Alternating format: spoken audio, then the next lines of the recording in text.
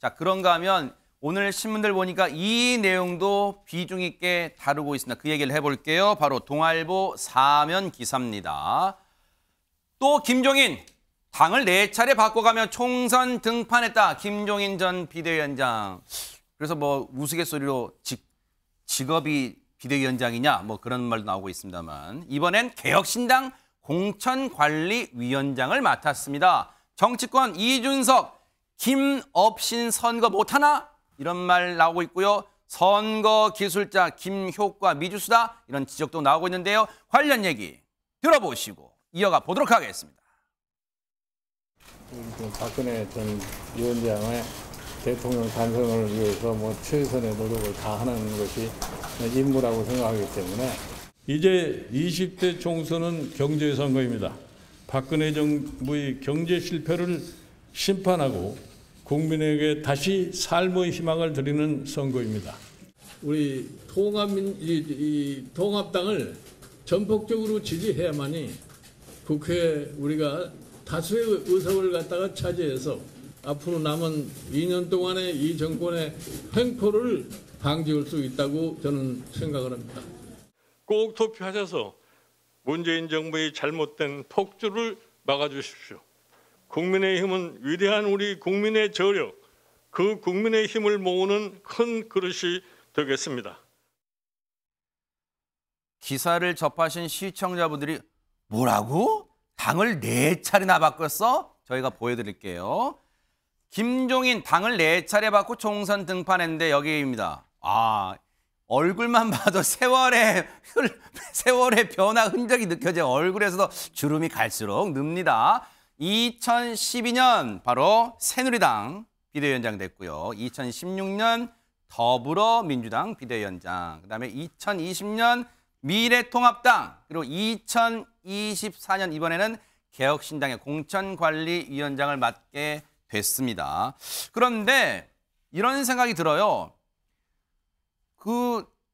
김종인 전 위원장이 언론 인터뷰에서 이번 총선에는 관여하지 않을 듯한 얘기를 했던 것 같은데 한번 들어보시고 이 얘기 들어보시고 이어가 보도록 하겠습니다. 이준석의 그 개혁신당하고 이낙연의 신당하고는 생리적으로 맞지가 않은 정당이다. 이렇게 뭐 다 준데도 내가 안 해요. 그 말 자체가 내가 별로 기분이 안 좋아요. 뭐 내가 그 당을 전부 다 내가 마음대로 해도 내가 헐떡말떡하는 건데 내가 그 복잡한 사람들 속에 들어가 가지고서. 원래 공관위원장이라는 게 공천에 대한 전권을 사실상 행사하는 그런 자리입니다. 그리고 김종인 위원장께서 양대 정당의 비대위원장을 거치시면서도 항상 선거 승리를 이끌어 오셨고 그렇기 때문에 이기는 공천을 하기 위한 그런 방법을 알고 계시다. 그래서 저희는 신뢰하고. 신뢰한다는 표현까지 나왔어요. 이준석 대표 입에서. 성재준 위원님, 앞서 저희가 여러 차례 이제 보여드렸습니다만은 선거 때마다 등판하는 것도 사실 이것도 진 기록일 수도 있어요. 그런데 정말로 이번 총선에서도 김종인 위원장의 이른바 매직이 그동안 국지관 선거에서 3전 2승이라는 또 통계가 나왔더라고요. 이번에 매직 통할까요? 어떻습니까? 글쎄요, 저는 아까 기사 또 보니까 3전 2승 이런 지금 제목도 나오고 있는 것 같은데 이게 과연 김종인 위원장한테 이게 약간 좀 좋은 표현일까라는 생각이 듭니다. 3전 2승 했다라는 바꿔서 생각해 본다면 몇 번이나 지금 당을 바꿨다. 이쪽에 갔다가 저쪽에 갔다가 계속 그걸 오히려 또 상징할 수도 있는 거거든요. 이준석 지금 대표 같은 경우는 이런 얘기 하더라고요. 김종인 위원장에 대해 가지고 모셔왔기 때문에 앞으로 이제 선거 잘 치를 수 있다라는 식으로 얘기하고 그러면서 또 한동훈 위원장에 대해 가지고는 또 어떻게 종속 정당을 만들 수가 있냐 국민의 미래라고 하는 그런 얘기도 하던데 저는 오히려 이준석 대표한테 물어보고 싶어요. 오히려 지금 이런 모습 자체가 김종인 위원장을 또다시 불러왔다라는 게 자기야말로 김종인의 아바타라는 걸 보여주는 모습 아닐까. 누가 누구한테 종속이 되는 저는 정말 좀 여쭤보고 싶습니다. 네. 그리고 김종인 위원장 같은 경우는 솔직히 글쎄요 많은 분들이 이번에는 개혁신당에 안 가겠지라고 좀 예상을 했었습니다. 그도 네. 그럴 게 이낙연 걔도 이제 많이 이렇게 있는 상태에서 과연 거기 들어가서 뭘 할 수 있을까라는 또 지적도 있었는데 네. 딱 이낙연 대표가 나가자마자 바로 기다렸다는 듯이 이렇게 들어오고 있지 않습니까? 이쯤 되면 제가 정치인으로서 갖춰야 되는 최소한의 어떤 도덕적 염치도 없는 거 아닌가라는 생각이 듭니다. 이낙연 대표가 왜 도대체 나갔었습니까? 그 전에도 계속 김종민 의원 나와가지고 했던 얘기가 이준석계에서 문자까지 돌리면서 김종민을 모셔와가지고 우리를 내보내려고 한다 이런 얘기도 했었고요. 그러면서 기자들한테도 김종민 의원 모셔와가지고 뭐 어떻게 하겠다 이런 얘기가 파닥에 있어가지고 비판이 있던 상황인데 그거를 조금이라도 생각한다면은 과연 등판할 수 있었을까? 정말 좀 제가 봤을 땐 정치인으로서 최소한 지켜야 되는 염치가 없는 모습일까 이런 생각이 듭니다. 아하, 네. 아주 신랄하게 좀 딱 아프게 좀 비판하셨어요. 매일경제 오면 하나 보고 우리 주홍규 평론가님 얘기 들어볼게요. 매일경제 오면입니다. 이낙연 가고 총선 3전 2승 김종인이 왔다. 네, 와 이렇게 또 성적표 보여줬어요. 김종인 위원장이 관여한 선거 결과 진짜로 이렇게 승리 많이 했네요. 2016년 재보궐 때까지 막 넣으면 승리가 일단 파란색 승리 표시가 많기는 많아요. 그런데 이런 생각 해봅니다. 뭔가 이 분위기가 이러려고 혹시 이런 게 있었나? 이낙연 전 개혁신당 공동대표 얘기 들어보시고 이어가 보도록 하겠습니다. 신당 통합 좌절로 여러분께 크나큰 실망을 드렸습니다. 부실한 통합 결정이 부끄러운 결말을 낳았습니다. 그들은 특정인을 낙인 찍고 미리부터 배제하려 했습니다. 낙인과 혐오와 배제의 정치가 답습됐습니다. 더구나 그들은 통합을 깨거나 저를 지우기로 일찍부터 기획했던 것으로 보입니다. 다시 새로운 미래로 돌아가겠습니다. 주원규 평론가님, 정치라는 게 꼭 이게 결과론을 좀 이게 재미삼아 많이 하는데 타이밍이 지금 이낙연 대표도 얘기했지만 애초부터 기획했다, 자기를 내치려는 기획했다.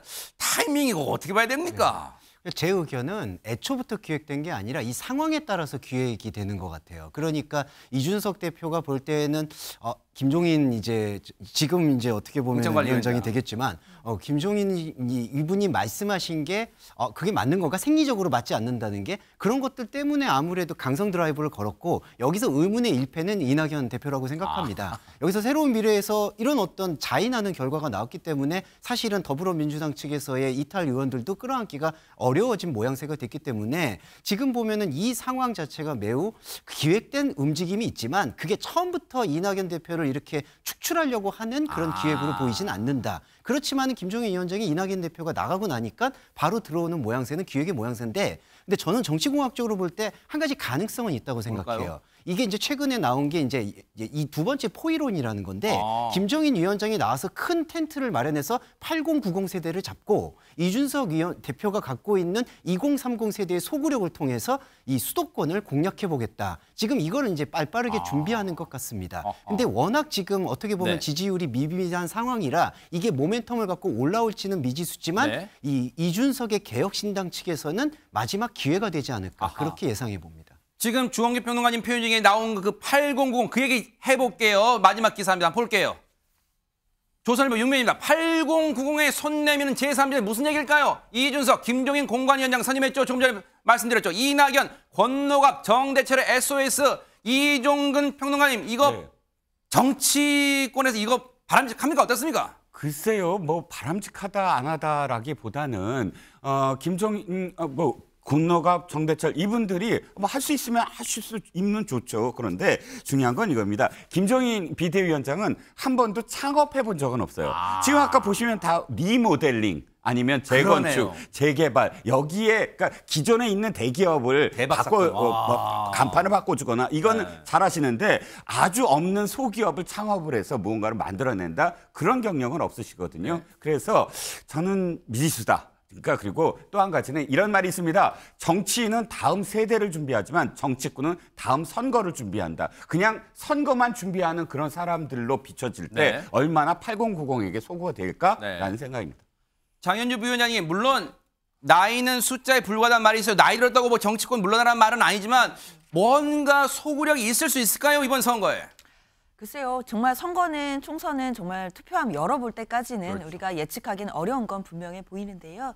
이준석 대표와 그리고 김종인 위원장이 뭐 개인적으로 가까운 사이다라는 부분은 언론을 통해서도 많이 알려져 있는 상황이거든요. 그리고 정치적으로도 굉장히 많은 조언을 받고 있다라고 이준석 대표가 뭐 이야기를 했던 적이 있는데 그만큼 김종인 위원장에 대해서 구애를 또 많이 했던 것 같기는 합니다. 그 과정에서 이낙연 대표와 결별하는 이런 과정까지 겹치면서 지금 김종인 위원장이 들어왔기 때문에 사실 이준석 대표로서는 이제 배수의 진까지 친 거라고 봐야 될 것 같거든요. 사실 이번에 제3지대인 개혁신당에서 김종인 위원장까지 모셔와 놓고 만약에 본인이 원하는 결과를 얻지 못한다라고 한다면 사실 다음에 이준석 대표의 어떤 정치인으로서의 행보가 불투명해질 수 있다라는 점 고려하고 있을 것 같습니다. 네.